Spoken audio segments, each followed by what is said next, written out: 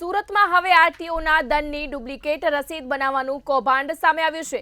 સરથાણાના traffic godown પર દંડની duplicate રસીદ ઝડપાઈ હતી।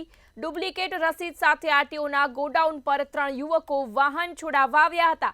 ક્યુઆર કોડ સ્કેન ન થતા અધિકારીને શંકા ગઈ અને ભાંડો ફૂટ્યો હતો। ડુપ્લિકેટ આરટીઓ રસીદનો ભાંડો ફૂટતા ત્રણેય ઇસમો અદ્રશ્ય થયા હતા। કાપોદ્રાનો સુનિલ નામનો શખ્સ નકલી રસીદ બનાવતો હોવાનું સામે આવ્યું હતું। તેમજ છેલ્લા 1 વર્ષની દંડની સ્લીપની તપાસ કરતા 29 રસીદ બોગસ નીકળી હતી। ત્યારે ટ્રાફિક પોલીસના કર્મચારીએ સરથાણા પોલીસ મથકમાં કૃષ્ણા, સંદીપ અને વિશાલ નામના 3 ઇસમો સામે ફરિયાદ નોંધાવી હતી। કાપોદ્રાનો સુનિલ નામનો શખ્સ નકલી રસીદ બનાવતો હોવાનું સામે આવ્યું હતું। ડુપ્લિકેટ રસીદનું રેકેટ સામે આવતા જ તમામ રિજિયનમાં તપાસ શરૂ કરવામાં આવી હતી।